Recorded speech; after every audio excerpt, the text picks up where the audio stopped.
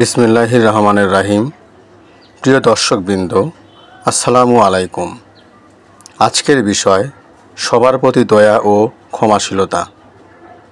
রাসূল সাল্লাল্লাহু আলাইহি সাল্লাম এর চরিত্র।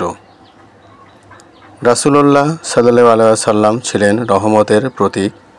আল্লাহ তাআলা কোরআনে ঘোষণা করেছেন, ওয়ামা আরসালনাকা ইল্লা রাহমাতাল লিল আলামিন, অর্থাৎ হে প্রিয় নবী, আমি আপনাকে সমগ্র সৃষ্টির জন্য রহমত হিসেবে প্রেরণ করেছি। নবীজি জীবনে আমরা এক অপূর্ব শিক্ষা পাই। তিনি শুধু বন্ধু নয়, শত্রুর প্রতিও দয়ার সীমাহীন দরজা খুলে দিয়েছিলেন।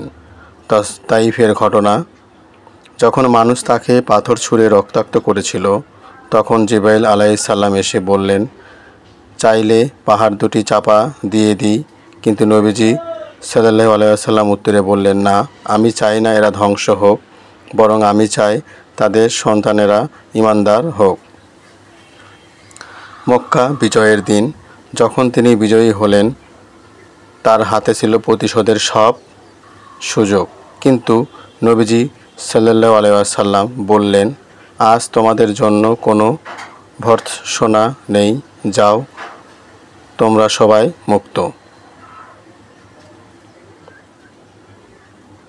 এই হলো ক্ষমাশীলতার সর্বোচ্চ দৃষ্টান্ত।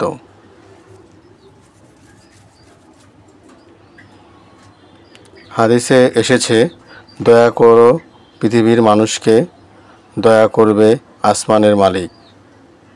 তিরমিজি।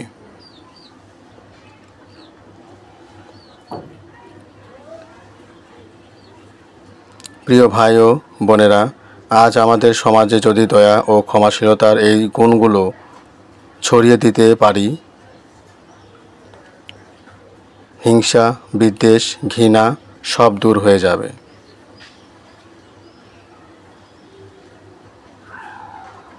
মারিফাতের দৃষ্টিতে ক্ষমা শুধু মানুষের সাথে মানুষের সম্পর্ক নয়, বরং আল্লাহর নৈকট্যের সেতু। কারণ যে হৃদয়ে দয়া থাকে, সেখানে আল্লাহর রহমত নেমে আসে। তাই আসুন নবীজির চরিত্রকে অনুসরণ করি, দয়া করি সবার প্রতি, ক্ষমা করি শত্রুকেও। তাহলেই আমরা প্রকৃত অর্থে উম্মতে মুহাম্মদী হওয়ার মর্যাদা পাব।